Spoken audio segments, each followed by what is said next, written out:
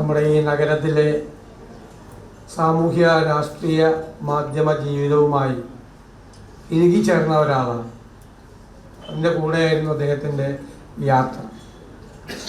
ഇത്രമാത്രം ഒരു public relations maintain ചെയ്യുന്ന ഒരാളെ ഞാൻ വേറെ കണ്ടിട്ടില്ല.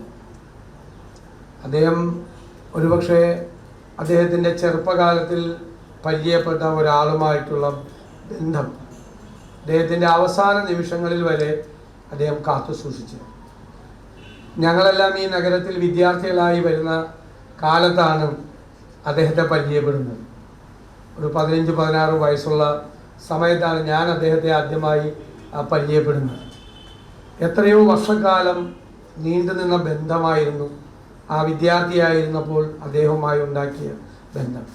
നമ്മുടെയെല്ലാം വ്യക്തിപരമായ ജീവിതത്തിലും രാഷ്ട്രീയ ജീവിതത്തിലും എല്ലാം പലതരത്തിലുള്ള ഇടപെടലുകൾ നടത്തിയിട്ടുണ്ട്. എൻ്റെ മാത്രമല്ല, ഞങ്ങളുടെ സമകാലികരായ ആളുകളുടെ, ഞങ്ങൾക്ക് മുൻപിൽ വന്ന ആളുകളുടെ, ഞങ്ങൾക്ക് ശേഷം വന്നവരുടെ എല്ലാവരുടെയും കൂടെ അദ്ദേഹം ഒരു സഹയാത്രികനെ പോലെ ഉണ്ടായിരുന്നു. എല്ലാവരുടെയും ഒരു സഹയാത്രികനായിരുന്നു, കൂടെയുള്ള ഒരാളാണ്. ഏത് സമയത്തും ഏത് പാതിരാത്രിയിലും പ്രസഞ്ചേട്ട എന്ന് പറഞ്ഞ് വിളിക്കാൻ സ്വാതന്ത്ര്യമുള്ള ഒരാളായിരുന്നു.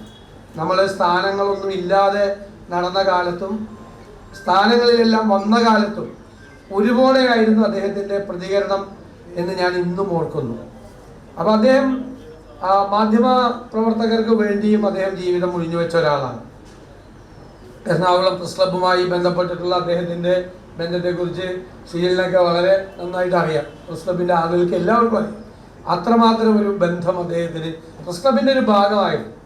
നമ്മൾ പ്രസ് ക്ലബ്ബ് എന്ന് പറഞ്ഞ് ചെല്ലുമ്പോൾ നമ്മുടെ മനസ്സിലാദ്യം ഞങ്ങളല്ല, ഞാൻ സർവകലാശാല യൂണിയൻ ചെയർമാനായിരുന്ന ഒരാളാണ് 20 വയസ്സായ കാലത്ത്.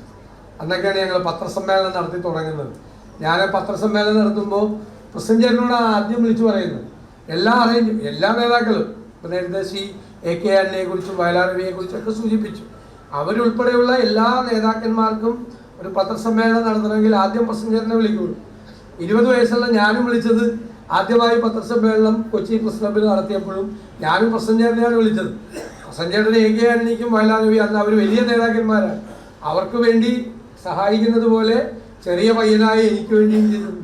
ഞങ്ങളിവിടെ ഈ കൊച്ചി നഗരത്തിൽ സർവകലാശാല യുവജനോത്സവം നടത്തുമ്പോൾ യൂത്ത് ഫെസ്റ്റിവൽ, അന്ന് ഇന്നത്തെ പോലെ അല്ല. യൂത്ത് ഫെസ്റ്റിവൽ എന്ന് പറഞ്ഞാൽ ഒരാഴ്ചക്കാലം നീണ്ടു നിൽക്കുന്ന ജയിച്ചക്കാരൻ വലിയ ആഘോഷമാണ്. യൂത്ത് ഫെസ്റ്റിവലിൻ്റെ യുവജനോത്സവത്തിൻ്റെ അതെല്ലാം കൈകാര്യം ചെയ്യുന്നത്, അതെല്ലാം മാനേജ് ചെയ്യുന്നത് ഒന്നും അറിയണ്ട, നമുക്കാർക്കും ഒന്നും അറിയണ്ട. എല്ലാം ഇവിടെ ഞങ്ങൾ എല്ലാവരുടെയും അത് ബിസിനസ്സുകാരൻ്റെ ആണെങ്കിലും രാഷ്ട്രീയക്കാരൻ്റെ ആണെങ്കിലും സമുദായ സംഘടനാ നേതാവിൻ്റെ ആണെങ്കിലും പൊതുപ്രവർത്തകൻ്റെ എല്ലാം ജീവിതത്തിൽ അവരുടെ കാഴ്ചപ്പാടുകൾ രൂപപ്പെടുത്തിയെടുക്കുന്ന മാധ്യമങ്ങൾ വലിയ പങ്ക് വഹിച്ചിട്ടുണ്ട്. നമ്മുടെ കയ്യിലിരിക്കുന്ന ഫോൺ ഒരു ചാരനെ പോലെ ഇത് ആരോടോ ചോർത്തി കൊടുക്കുന്നുണ്ടോ? ഗൗരവതരമായ കാര്യമാണ്. പുതിയ പുസ്തകങ്ങൾ ഇപ്പോൾ ഇറങ്ങിക്കൊണ്ടിരിക്കുക. കഴിഞ്ഞതിന് മുമ്പിലത്തെ വർഷം ഇറങ്ങിയ how to stand up to a dictator എന്ന് പറയുന്ന നൊബേൽ സമ്മാനിതയായ മരിയ റേസയുടെ ഒരു പുസ്തകമുണ്ട്. ആ പുസ്തകത്തിൽ എങ്ങനെയാണ് പുതിയ കാലത്തെ രാഷ്ട്രീയ നേതാക്കന്മാർ, ഞാൻ ഇപ്പോൾ ട്രംപിനെ പറയാം, വേറെ അത് പറയുമ്പോൾ വിവാദം ഉണ്ടാവുള്ളൂ, ട്രംപ് ഇവിടെ ഇല്ലല്ലോ, ട്രംപിനെ കുറിച്ച് ഉൾപ്പെടെയുള്ള ലോകത്തിലെ ഏകാധിപതികളായ ഭരണാധികാരികൾ എങ്ങനെയാണ് അവർക്ക് അനുകൂലമായി വോട്ട് രേഖപ്പെടുത്താൻ, അവർക്ക് അനുകൂലമായി അഭിപ്രായം രേഖപ്പെടുത്താൻ അവരുടെ ഇലക്ട്രേറ്റിനെ എങ്ങനെയാണ് സോഷ്യൽ മീഡിയ വഴി സ്വാധീനിക്കുന്നത് എന്നവർ റിസർച്ച് ചെയ്തുകൊണ്ടിരിക്കുകയാണ്. നമ്മൾ നേരത്തെ പറഞ്ഞത് ഫ്രീഡം ഓഫ് എക്സ്പ്രഷനാണ്. നമുക്ക് അഭിപ്രായം പറയാനുള്ള സ്വാതന്ത്ര്യത്തെക്കുറിച്ചാണ് നമ്മൾ സംസാരിച്ചത്. നമുക്ക് നടക്കാനുള്ള സ്വാതന്ത്ര്യം അല്ലേ, നമുക്ക് അഭിപ്രായം, നമ്മുടെ ഫണ്ടമെന്റൽ റൈറ്റിലെ ഏറ്റവും പ്രധാനപ്പെട്ട കാര്യം ഫ്രീഡം ടു എക്സ്പ്രസ് ആണ്. നമുക്ക് നമ്മുടെ അഭിപ്രായം പറയാനുള്ള സ്വാതന്ത്ര്യം. ഇപ്പൊ പുതിയ ഫ്രീഡമാണ് നമ്മൾ ആവശ്യപ്പെടേണ്ടത്, ഫ്രീഡം ടു തിങ്ക്. നമുക്ക് ചിന്തിക്കാനുള്ള നമ്മുടെ സ്വാതന്ത്ര്യത്തിന്മേലാണ് ഇപ്പോൾ ചങ്ങലയിട്ടുകൊണ്ടിരിക്കുന്നത്. പണ്ട് ജോർജ് ഓർവെലിന്റെ മനോഹരമായൊരു പുസ്തകം ഉണ്ടായിരുന്നു, 1984 എന്ന് പറയുന്നത്. അതൊരു സാങ്കല്പിക കാലത്തെക്കുറിച്ചാണ് പറയുന്നത്. അതായത് സ്റ്റേറ്റ് നമ്മൾ നിരീക്ഷിച്ചുകൊണ്ടിരിക്കുകയാണ്.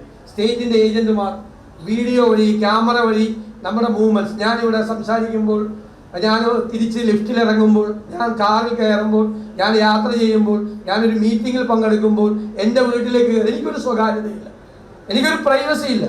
അവിടെ എന്നെ സ്റ്റേറ്റ് ഒബ്സർവ് ചെയ്തുകൊണ്ടിരിക്കുകയാണ്. I am under surveillance. ഞാൻ സ്റ്റേറ്റിൻ്റെ നിരീക്ഷണത്തിലാണ്. ഞാൻ കോളേജിൽ പഠിക്കുമ്പോൾ വായിച്ച പുസ്തകമാണ്. ഞാൻ പേടിച്ചുപോയി. ഒരു മാസക്കാലത്തേക്ക് എൻ്റെ ഭീതിയാണ്. എന്നെ ആരോ പിന്തുടരുന്നുണ്ട്, എന്നെ ആരോ നോക്കുന്നുണ്ട് എന്നുള്ള ഭീതിയാണ്.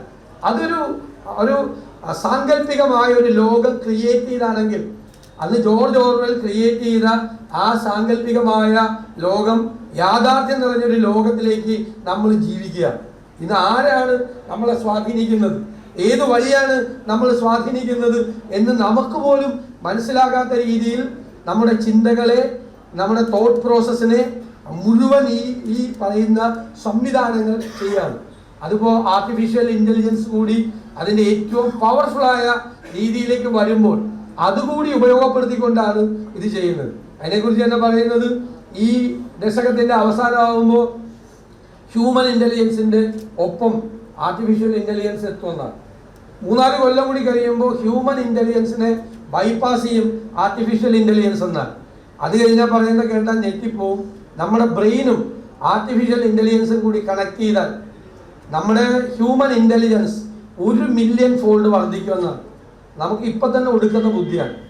ഈ ബുദ്ധി 1 മില്യൺ ഫോൾഡ്, 1 ദശലക്ഷം മടങ്ങ് വർദ്ധിച്ചാൽ ഉണ്ടാകും. ഞാൻ എല്ലാ ദിവസവും രാത്രി ഇത് ആലോചിക്കും. ഉണ്ടായി കഴിഞ്ഞാൽ അത് നേരത്തെ പറഞ്ഞ പോലത്തെ ആളുകളുടെ കയ്യിൽ, ഇപ്പം അമേരിക്കയിലെ ആളുകൾ സംസാരിക്കുമ്പോൾ ട്രംപിൻ്റെ പേര് ഉപയോഗിക്കുന്നില്ല. അത് നിങ്ങൾക്കറിയാം. വലിയ വിമർശകർ പോലും ആ പേര് ഉപയോഗിക്കുന്നില്ല. കാരണം ആ പേര് ഉപയോഗിച്ച് എവിടെയെങ്കിലും ഒരു ഡിസ്കഷൻ നടന്നാൽ ആ പേര് ക്യാച്ച് ചെയ്യാൻ, ഇതാരാണ് സംസാരിച്ചത് എന്ന് ക്യാച്ച് ചെയ്യാൻ, എന്നിട്ട് അവർ എന്താണ് സംസാരിച്ചത് എന്ന് അന്വേഷിക്കാനുള്ള സംവിധാനങ്ങളാണ്. ഇപ്പോൾ അദ്ദേഹത്തെ എതിർക്കുന്ന ആളുകൾ പോലും, ഞാൻ വെറുതെ അദ്ദേഹത്തോട് എനിക്കൊരു വിരോധമില്ല കേട്ടോ, ഒരു ശത്രുതയില്ല. ഞാനൊരു ടിപ്പിക്കൽ എക്സാമ്പിളായിട്ട് പറഞ്ഞതാണ്. നിങ്ങളുടെ മനസ്സിൽ വേറൊരാളുടെ രൂപമാണ് വരുന്നതെങ്കിൽ അത് വെച്ചാൽ മതി. ഞാൻ വെറുതെ പുള്ളിയുടെ പേര് പറയണമെന്നേ ഉള്ളൂ, വിവാദം ഉണ്ടാക്കാതിരിക്കാൻ വേണ്ടി. വേറെ ആരുടെ പേര് വേണമെങ്കിലും നിങ്ങൾ വെച്ചോ. നിങ്ങൾക്ക് ഇഷ്ടമുള്ള ഒരാളുടെ മനസ്സിൽ അതേ സ്വഭാവമുള്ള ഒരാളുടെ പേര് വെച്ചോ. ആള് നോക്കുമ്പോൾ ആ പേര് എവിടെ ഇരുന്ന് സംസാരിച്ചാലും ആ പേരിൽ എന്ത് ഡിസ്കഷനാണ് അവിടെ നടന്നത് എന്ന് അറിയാൻ വേണ്ടിയിട്ടുള്ള സംവിധാനമാണ്. ഞാൻ വളരെ ഇൻ്റലക്ച്വൽ ആയിട്ടുള്ള, വളരെ ഔട്ട്സ്പോക്കൺ ആയിട്ടുള്ള പല സുഹൃത്തുക്കളോടും, മലയാളി സുഹൃത്തുക്കളോടും US-ലുള്ള പലരോടും സംസാരിച്ചപ്പോൾ ഇവർ പേര് പറയുന്നില്ല. പേര് പറയേണ്ടെന്നാണ് ഡയറക്ഷൻ. പേര് പറയില്ല. ആ പേര് പറഞ്ഞാൽ അദ്ദേഹത്തിനെതിരായിട്ട് എന്തോ ഒരു ചർച്ച എവിടെ നടന്നു എന്നുള്ള രീതിയിലേക്ക് കാര്യങ്ങൾ വരികയാണ്. ഇപ്പോൾ നമ്മളിപ്പോൾ ഞാനൊക്കെ ആണെങ്കിൽ ഒടുക്കത്തെ പരദൂഷണം പറയുന്ന ആളല്ല, എവിടെ കൂടിയാലും പരദൂഷണം പറയുന്ന ആളാണ്. ഇപ്പോൾ പേടിയാണ്. കാരണം പരദൂഷണം പറഞ്ഞ് പോയി കഴിഞ്ഞാൽ കുറേ നാൾ കഴിഞ്ഞാൽ അത് അന്തരീക്ഷത്തിൽ നിന്ന്, പരദൂഷണം മാത്രമല്ല, നമ്മൾ നടത്തുന്ന ഡിസ്കഷൻ അന്തരീക്ഷത്തിൽ നിന്ന് അതിനെ പിടിച്ചെടുത്ത് അതിനെ ഡീകോഡ് ചെയ്താൽ മനസ്സിലാവുന്ന. ചിലപ്പോൾ നമ്മൾ ബാബുചേട്ടനോട് ഇരുന്ന് സംസാരിക്കുന്ന ഒരു കാര്യം ബാബുചേട്ടൻ്റെ ചിലപ്പോൾ കൊച്ചുമോള് വന്നായിരിക്കും പറയണത്. നിങ്ങൾ രണ്ടുപേരും കൂടി അന്ന് ഇന്ന ആളെ കുറിച്ച് പറഞ്ഞു. ആ കാലത്തേക്ക് നമ്മൾ പോവാണ്. നമ്മളെ കൺട്രോൾ ചെയ്യാണ്, നമ്മളെ ചിന്തകളെ കൺട്രോൾ ചെയ്യാണ്, നമ്മളെ നിയന്ത്രിക്കുകയാണ്. ഗൗരവതരമായി മാധ്യമ ലോകം ആദ്യം ചർച്ചയ്ക്ക് വെക്കേണ്ടതാണ്. ഇല്ലെങ്കിൽ ഇതൊക്കെ പോവും. ഒന്നും ആർക്കും സ്വാധീനിക്കാൻ കഴിയാത്ത ഘട്ടത്തിലേക്ക് എല്ലാം പോവുകയാണ്. മാധ്യമ പ്രവർത്തനത്തിനും അപ്ഡേറ്റ് ചെയ്യപ്പെടേണ്ട ഒരു സമയം അതിക്രമിച്ചിരിക്കുകയാണ് വേറെ തരത്തിൽ. കാരണം അതിനും ഒരു ഗൈഡൻസ് വേണം. തോന്നിയ വഴിയെ പോവുകയാണ്. ഒരാൾ ഒരു പുതിയ ഒരു മാധ്യമ പ്രവർത്തന ശൈലിയുമായി ഒരു ഗ്രൂപ്പോ ഒരു ടീമോ വന്നാൽ അവർക്ക് പെട്ടെന്ന് ചിലപ്പോൾ റേറ്റിംഗ് കിട്ടും. അപ്പോൾ ആ റേറ്റിംഗ് കിട്ടാൻ വേണ്ടി ബാക്കി മര്യാദ കിടക്കുന്ന ആളുകൾ എല്ലാവരും കൂടി അവരുടെ പുറകെ പോവാ. ഞാൻ പറയുന്നത് നിങ്ങൾക്ക് മനസ്സിലാവുണ്ടാവും. അവരുടെ പുറകെ പോവാൻ. ആ റേറ്റിംഗ് ഒന്നും ശാശ്വതമല്ല. ആ റേറ്റിംഗ് ഒക്കെ താഴെ പോകും. ഇത് ഈ ഒരു പുതിയ ഒരു കൾച്ചർ, മാധ്യമ സംസ്കാരം അടിച്ചേൽപ്പിക്കാൻ വേണ്ടി നോക്കുന്ന ഒരു കാലമാണ്. ഞാൻ പറയാൻ അതാണ് മാധ്യമ സിൻഡിക്കേറ്റ് എന്നോ മറ്റൊന്നും പറഞ്ഞൊരു വിവാദത്തിലേക്കല്ല പോകുന്നത്. ഗൗരവതരമായി മുതിർന്ന മാധ്യമ പ്രവർത്തകർ ഉൾപ്പെടെയുള്ള ആളുകൾ എന്താണ് മാധ്യമ ലോകത്ത് സംഭവിച്ചുകൊണ്ടിരിക്കുന്നത്, ഏറ്റവും മിനിമം കേരളത്തിലെങ്കിലും സംഭവിച്ചുകൊണ്ടിരിക്കുന്ന ഒരു പുതിയ ട്രെൻഡ് എന്താണ് എന്ന് ഗൗരവമായി പരിശോധിക്കണം എന്ന് ഞാൻ വിനയപൂർവ്വം അഭ്യർത്ഥിക്കുക. ഇത്തരം വേദികൾ പ്രസന്നൻ ചേട്ടനെ പോലുള്ള ഒരു ഫൗണ്ടേഷൻ ഉണ്ടാക്കി അത്തരം വേദികൾ ഗൗരവതരമായി ഒരു എന്താ പറയണത്, സെൽഫ് ഇൻട്രോസ്പെക്ഷൻ എന്നൊക്കെ നമ്മൾ പറയും, ഒരു ആത്മപരിശോധന നടത്താൻ നമ്മൾ ചെയ്യുന്നത് ശരിയാണോ. ഇപ്പോൾ രാഷ്ട്രീയ പ്രവർത്തകരായ നമ്മൾ നടത്താറുണ്ടല്ലോ, നമ്മൾ ചെയ്യാറുണ്ട്, നമ്മൾ ചെയ്യുന്നത് ശരിയാണോ, നമ്മളെപ്പോഴും നവീകരണത്തിന് വിധേയരായിക്കൊണ്ടിരിക്കും. മാറ്റങ്ങൾ നമ്മൾ വേണ്ടേ.